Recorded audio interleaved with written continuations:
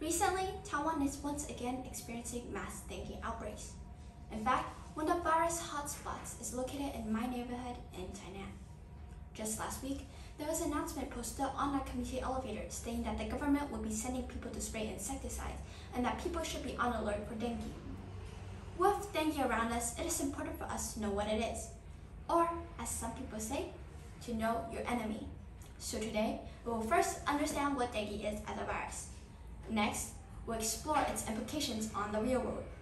Finally, we will conclude by highlighting prevention methods, as well as what the future holds for dengue.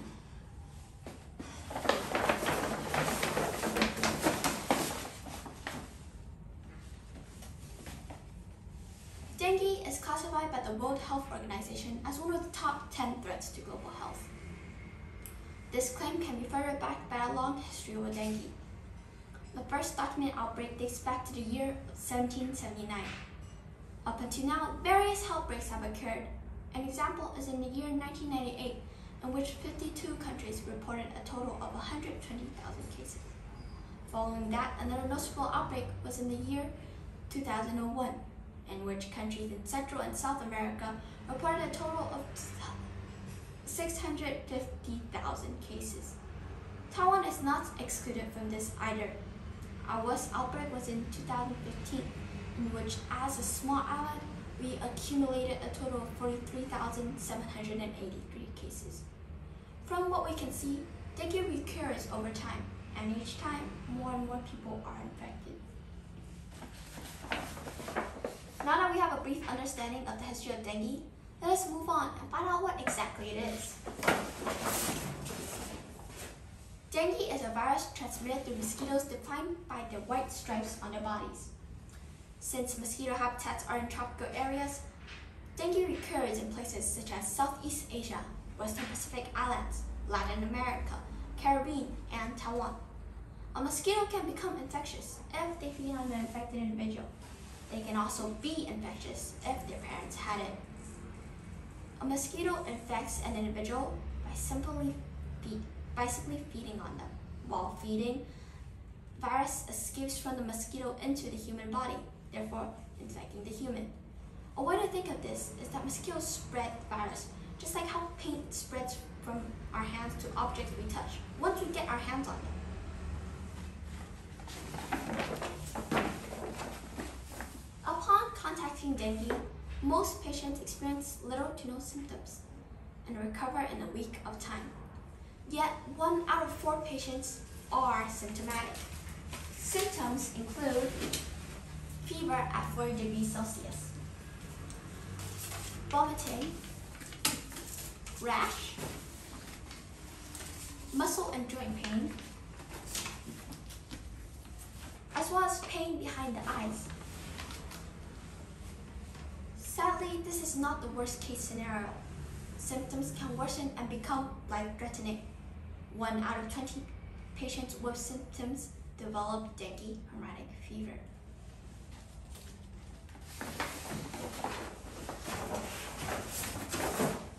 Dengue hemorrhagic fever is when blood vessels are damaged. Patients bleed more easily and for longer durations. Some symptoms of dengue hemorrhagic fever include consistent vomiting at least 3 times a day, blood and urine, blood and vomit, as well as excessive bleeding throughout the body, including the nose, gums, and under the skin. The situation can further escalate, in which patients experience cold, clammy skin, increased heart rates, and low blood pressure. This can even further escalate into organ failure due to too much blood loss. Unfortunately, there isn't a specific cure developed for dengue yet. General treatments are advised to soothe dengue symptoms, antipyretics for fever, and painkillers for muscle and joint pain. On the bright side, there is a vaccine, known as Dengue. It is targeted at people ranging from 9 to 45 years of age, previously infected with dengue. Although its efficiency is still being debated, it has been approved by regulatory authorities in 18 to 20 countries ever since it was licensed in December 2015.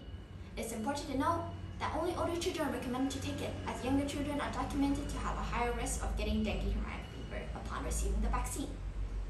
Up until now, dengue doesn't seem that bad, as the chances of getting dengue fever aren't high, and the vaccine seems a bit weird. Why would you vaccinate someone that has been previously infected with dengue?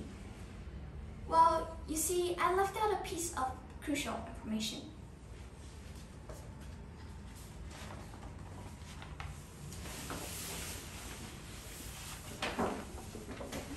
There are 4 types of dengue.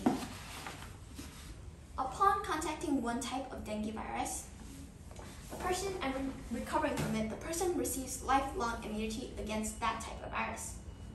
Yet, in the future, if they ever come in contact with the other types of dengue virus, there is a really high chance that they will get dengue fever. Well, what does this mean?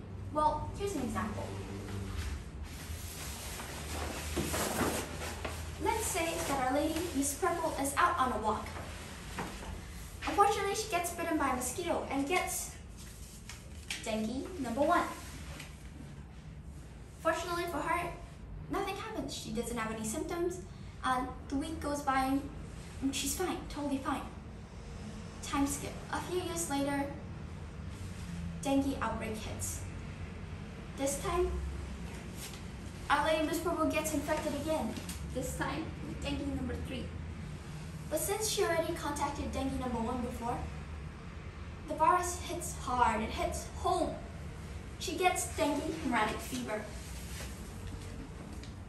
If patients are given intensive care, the death rate for dengue fever is 2 to 5%.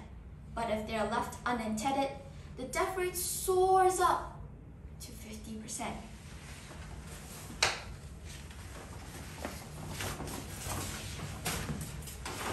So, what can we do?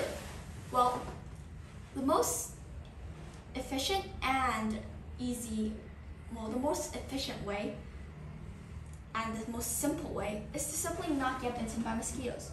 But that is easier said than done. So here are a few tips for those who are living in tropical areas or are planning to travel to tropical areas. First of all, stay indoors in a well-screened house or with AC. Second, wear protective clothing, long sleeves t-shirts or long pants. Finally, get rid of mosquito habitat. What I mean is to get rid of still water by putting a lid on it or simply dumping it. Other than putting up our own defenses, we can also rely on the government.